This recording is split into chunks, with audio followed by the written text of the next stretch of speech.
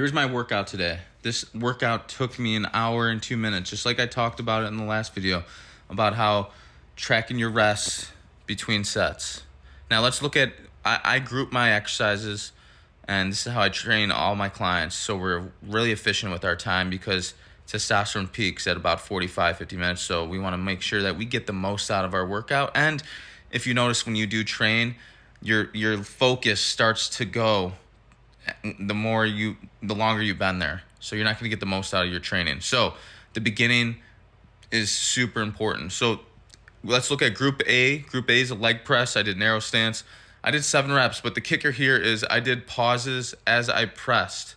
I did 3-second pauses each. 3 different, meaning when I got to the bottom, I pressed up a quarter, paused for 3 seconds, pressed up again for the mid-range, paused 3 seconds, and then before lockout, top quarter, pause 3 seconds. Did that for 7 reps, and then I rest. I rest 2 minutes. I didn't need to rest 3 minutes, so I rest 2 minutes. I did that for 5 sets. My last set, I did 502 pounds for concentric pauses, and it was terrible. But anyway, look how we do that. So that's group A. Now group B, I just did a Smith machine cycle squat. I did a 1 1/4 rep.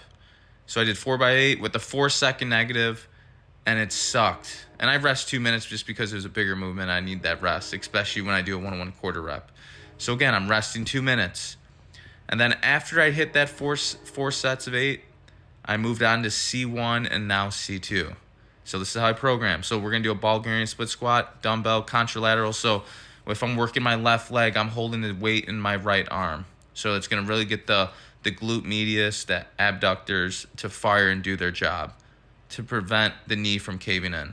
I'm doing a 3-second negative there, and I rest 1:15 after I hit that first set. And then once that rest is up, I'm going to go into C2, and I'm going to hit that good morning, and I did a narrow stance. So I did the good morning on a Smith machine.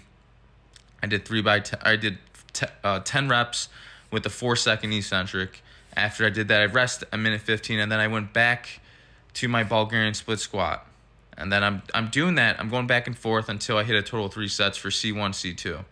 After that, I did a knee pull-in unilateral Swiss ball, which absolutely wrecked me and made me feel really weak in my core. And it's a great drill for flexion of the core, but also stability as well. So that's why I liked it. That's what I did. And it was ass. I'll have to film this workout next time. But yes, try this workout. Now, if you're going to do this workout, run it for 3 weeks. Make sure you're tracking your sets. Each set, you're tracking your weights. That's how we know that you're doing that.